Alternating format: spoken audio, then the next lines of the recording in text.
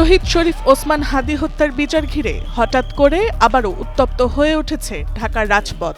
আন্তর্জাতিক তদন্ত, আইন শৃঙ্খলা পরিস্থিতি ও পুলিশের আগ্রাসী ভূমিকা এবং আসন্ন নির্বাচন সবকিছু মিলিয়ে এই সংবেদনশীল সময়ে টালমাটাল হয়ে উঠেছে ঢাকার রাজনৈতিক পরিবেশ। এমন প্রেক্ষাপটে প্রশ্ন উঠেছে, রাজধানীর রাজপথ উত্তপ্ত হওয়ার পিছনে কি কেউ কলকাঠি নাড়ছে? ওসমান হাদী হত্যার বিচারকে ঘিরে শুক্রবার বিকেল থেকে রাত পর্যন্ত দফায় দফায় সংঘর্ষের রণক্ষেত্রে পরিণত হয় শাহবাগ ও প্রধান উপদেষ্টার সরকারি বাসভবন যমুনা এলাকা। সেই উত্তেজনার মধ্যেই নির্বাচন বানচালের চেষ্টার অভিযোগ তুলেছে ইনকিলাব মঞ্চ। অন্যদিকে সংবেদনশীল পরিস্থিতিতে গুরুত্বপূর্ণ বার্তা দিয়েছে অন্তর্বর্তী সরকার। শুক্রবার বিকেল থেকে রাষ্ট্রীয় অতিথি ভবন যমুনার সামনে ইনকিলাব মঞ্চের ব্যানারে শুরু হয় বিক্ষোভ মিছিল। সমাবেশ নিষিদ্ধ এলাকা হওয়ায় শুরুতে আইন শৃঙ্খলা বাহিনী কোনো বল প্রয়োগ না করলেও সন্ধ্যার পর পরিস্থিতি দ্রুত উত্তপ্ত হয়ে ওঠে বলে দাবি করা হয় সরকারের পক্ষ থেকে।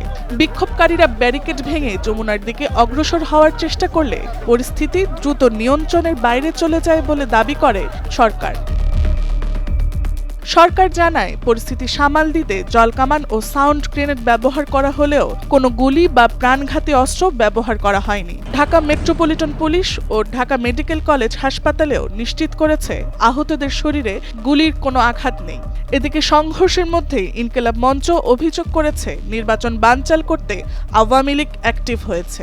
তাদের দাবি, সাধারণ মানুষের ভিড়ে মিশে গিয়ে পরিস্থিতি ভিন্ন দিকে প্রবাহিত করার চেষ্টা চলছে। নিরাপত্তার কথা বিবেচনা করে সবাইকে নিরাপদ স্থানে সরে যাওয়ার আহ্বানও জানানো হয়েছে। অন্যদিকে বিবৃতিতে অন্তর্বর্তী সরকার জানায়, শহীদ হাদী হত্যার বিচার নিশ্চিত করতে তারা বদ্ধপরিকর।